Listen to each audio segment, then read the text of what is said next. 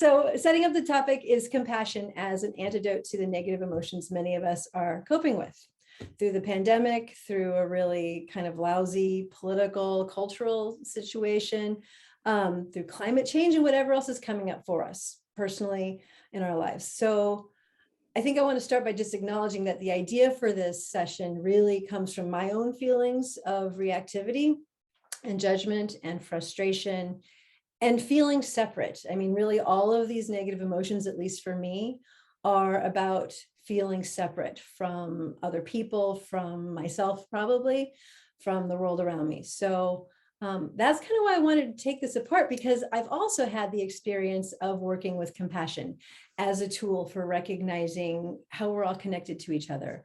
And maybe we can do a little storytelling later about experiences we've had where taking a compassionate perspective really shifts our perspective and allows us to see things in a way that's bigger and makes us feel better. So my hope for this conversation is that you and I feel more optimistic and feel more hopeful about that consciously being compassionate, consciously practicing compassion is an antidote to the things that we're experiencing. And you'll feel a greater sense of connection with maybe others here on the call, with people in your lives, people in your family. So that's what we're here for. And I will now introduce Crystal. Crystal Cullerton-Sen is, I'm going to read this now. She's the founder and director of the Compassion Museum, which is a nonprofit startup in the Twin Cities. Her background is in school psychology and child development. She's worked extensively in children's mental health across several community university partnerships, working with children and families exposed to violence and trauma.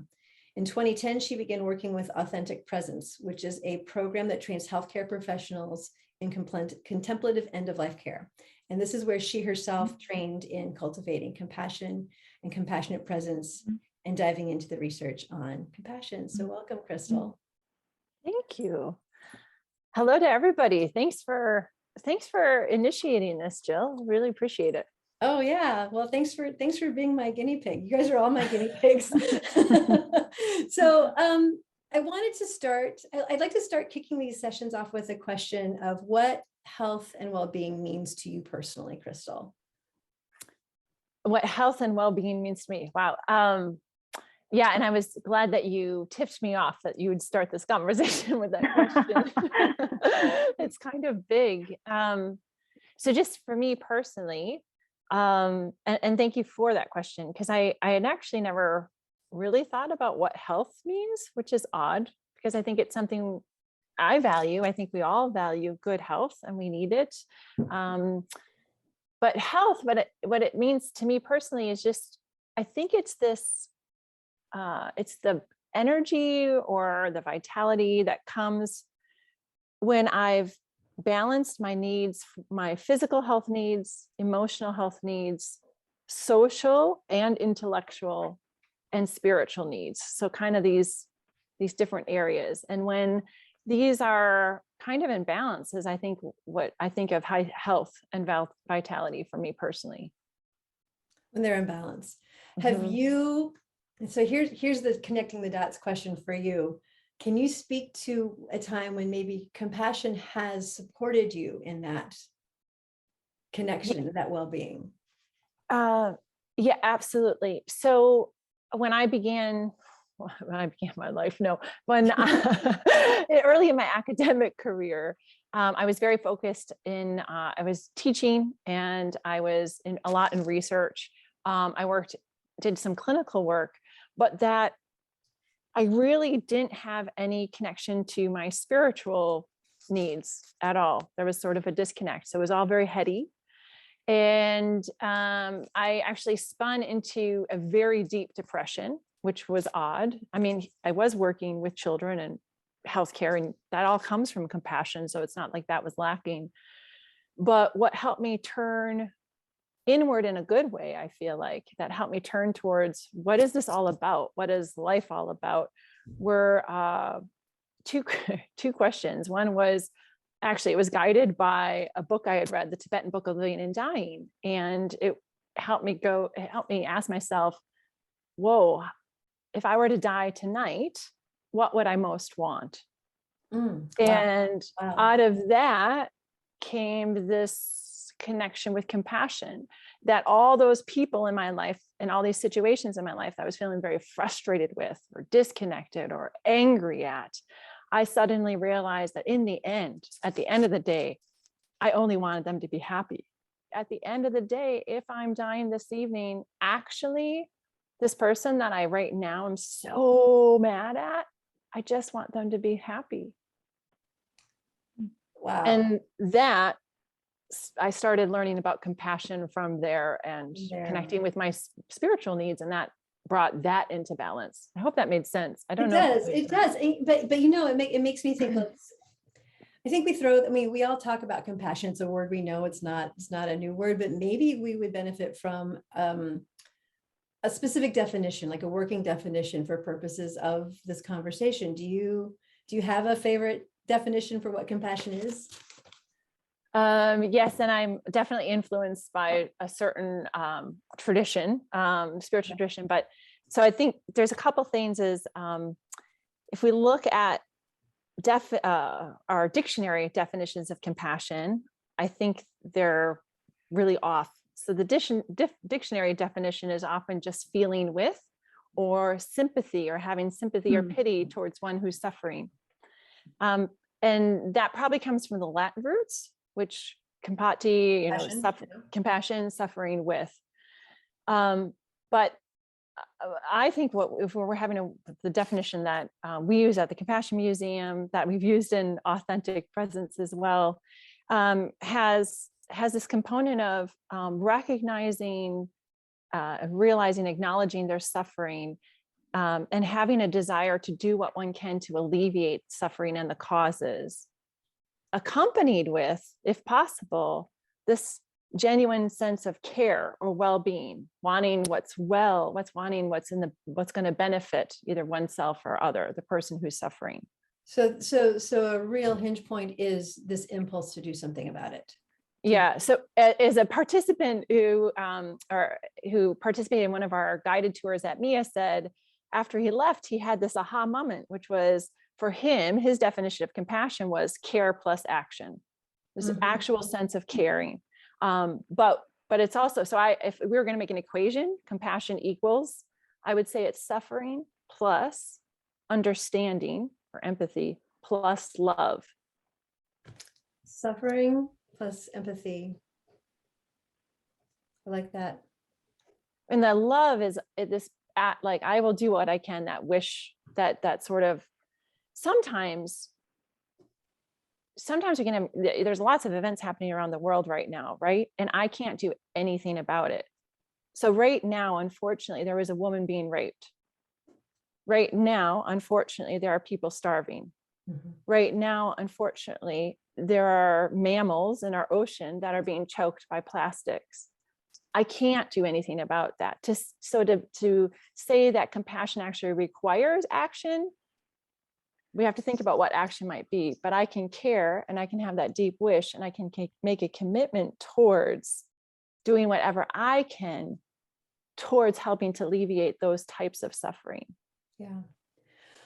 I'd like to take the conversation toward people's experiences with that.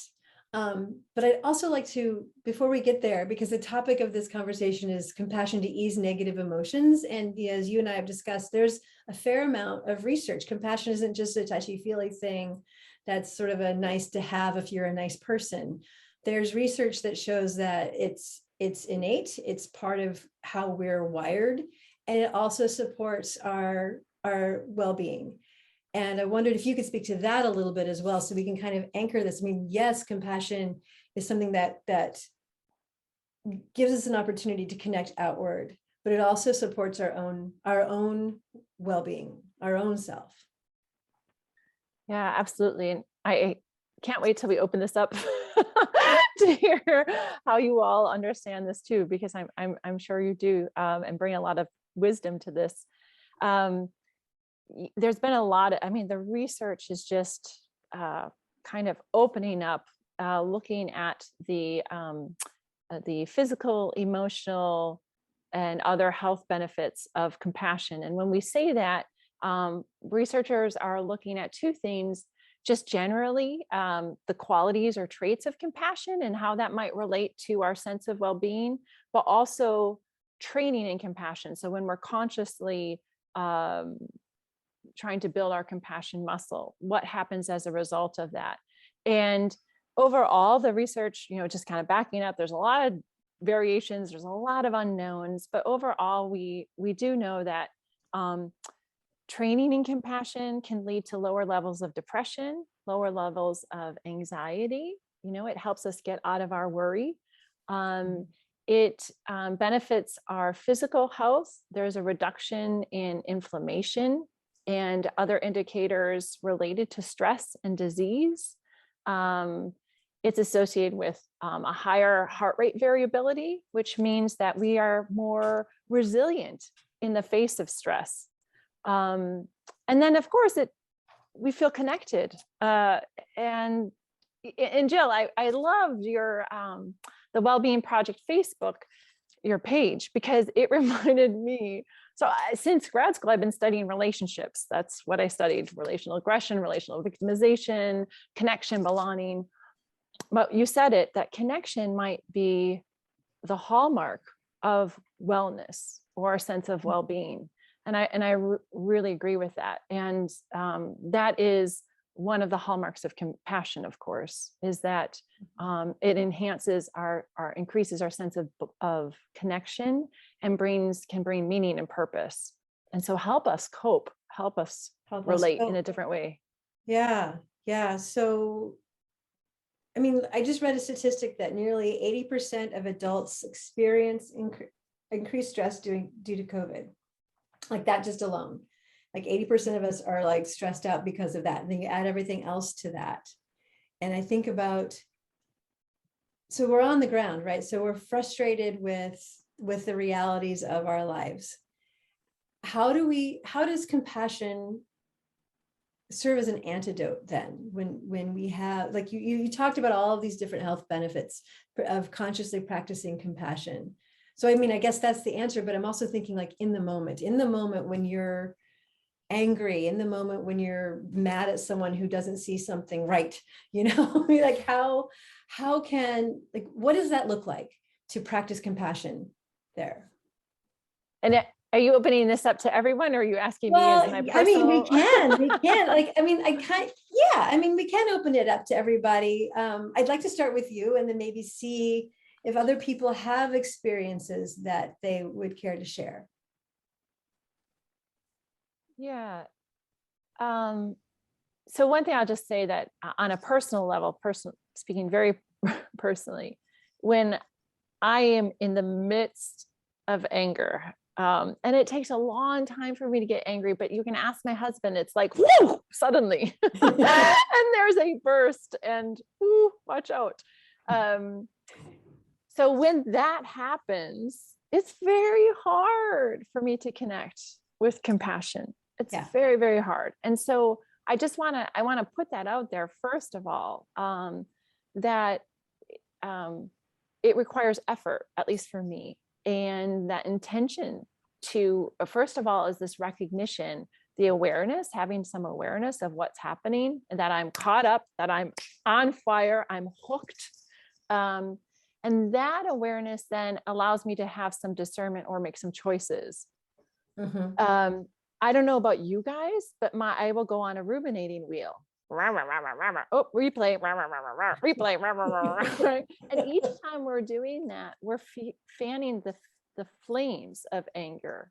Right. So the awareness becomes very important, because then I can be aware that I'm doing this, replaying, and then I have some choices. I can take a walk, I can pause, or I might then actually try to deliberately see the situation from, let's say if I'm angry with somebody, their perspective. And I can start opening up the question of what might be happening for this person.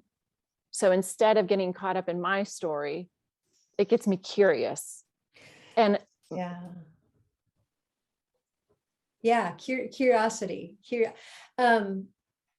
Actually, that was so Crystal runs the Compassion Museum, and she had a fundraiser. And one of the things recently, and one of the things that was at the fundraiser was this board and things that you can wish for. And one of the things that I was thinking of has to do with curiosity. There's a certain kind of curiosity that, if you have it, it changes things. If you have curiosity about what this other person might be experiencing, why they might be doing this thing that seems completely incomprehensible, why this whole situation over here exists, rather than like ranting and railing against it, curiosity is a way in, I think. Does that make sense?